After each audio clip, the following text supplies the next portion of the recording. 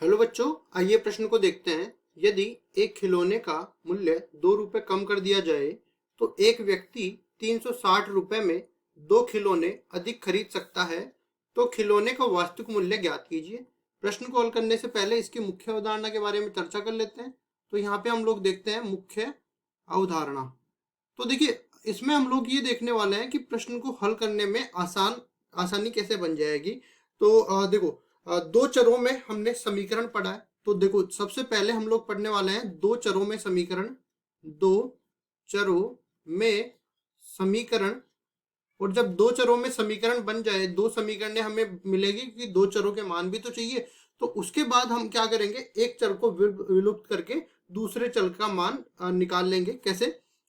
इसके लिए हम द्विघात समीकरण का हल करेंगे।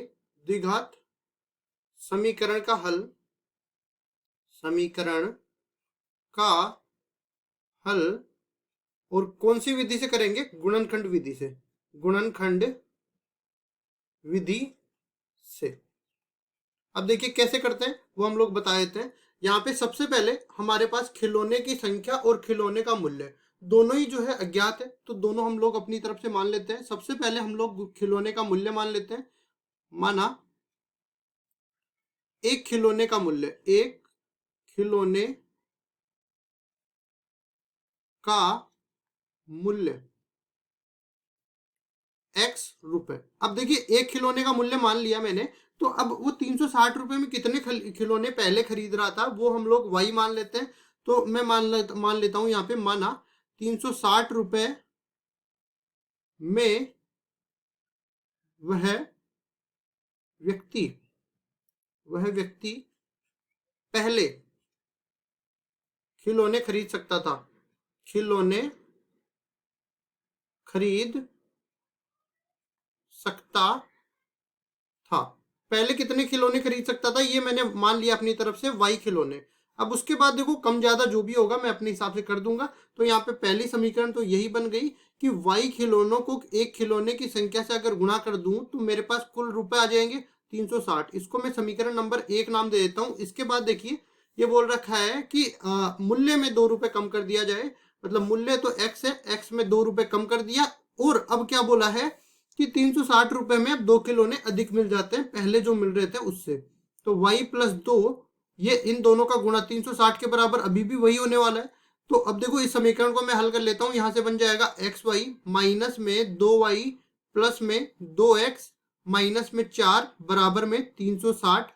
इसको आगे हल करते हैं। तो देखो, xy का समीकरण एक से मान उठा के इसमें डालते हैं तो ये 360 माइनस में, या फिर 2x माइनस 2y माइनस 4 बराबर में 0 हो जाएगा। अब देखो, सॉरी, 0 नहीं होगा, 360 बन जाएगा। अब 360 से 360 कट जाएगा और समीकरण अपने पास बच जाएगा क्या? देखिए, 2x माइनस में 2y और 4 जो इधर था दूसरी तरफ ले जाने के बाद प्लस का हो जाएगा। पूरे समीकरण में 2 का भाग दूंगा तो x माइनस वाई बराबर में 4 हो जाएगा, सॉरी 2 हो जाएगा, क्योंकि पूरे समीकरण में 2 का भाग लगा है। इसको मैं समीकरण नंबर 2 नाम दे देता हूं। अब देखो, फिर से मैं यहाँ से x और y का मान उठा के इसमें रख देता हूं। तो यहाँ से देखो, मैंने y को विलुप्त कर दिया। y बराबर में 360 बटा x हो जाएगा। यहाँ से y बराबर में 360 बटा में x, ये मान हमें इस समीकरण में रखना है। तो x माइनस में 360 बटा में x बराबर में 2 हो जाएगा। अब देखिए, इसको हम लोग लघुत्तम लेके सरल करते हैं तो बनेगा x स्क्वायर, और ये x 2 से गुणा होगा तो 2x, इस तरफ आएगा तो माइनस का 2x, और ये माइनस का 360 बराबर में 0।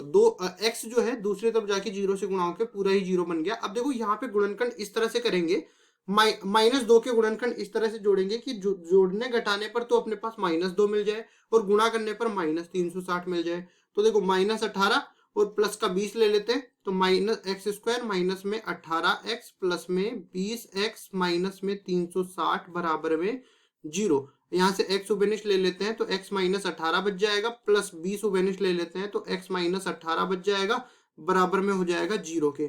x माइनस 18 उबेनिश लेते हैं तो अंदर इधर से x बच जाएगा, इधर से 20 बच जाएगा, कुल मिला के 0 के बराबर हो जाएगा। x माइनस 18 दोनों को 0 के बराबर करेंगे तो इधर भी x प्लस 20 0 के बराबर होगा। यहाँ से x का मान 18 मिल गया और इधर से x का मान माइनस का 20 मिल गया। अब देखो, x क्या माना था हमने? x मूल्य माना था, और मूल्य कभी ऋणात्मक नहीं हो सकता। तो ये 20 जो मैंने इधर लिया है ये तो गलत हो जाएगा माइनस का। x का मान मिल गया 18 के बराबर। अब देखो यहाँ पे हमें क्या निकलवा रहा था, खिलौने का वास्तविक मूल्य, और खिलौने का मूल्य मैंने x रुपए मान ही लिया था यहाँ पे। तो ये जो x आया यही खिलौने का वास्तविक मूल्य होगा। y का मान भी हम लोग यहाँ पे निकाल सकते हैं लेकिन जरूरत नहीं है। तो यहाँ पे हम लोग खिलौने का वास्तविक मूल्य इसको मान लेते हैं वास्तविक मूल्य, और जो किसके बराबर है 18 रुपए, यहाँ पे बोल देते हैं 18 रुपए, और यही हमारा उत्तर हो जाएगा। आशा करता हूँ ये सवाल आपको समझ में आया होगा। धन्यवाद।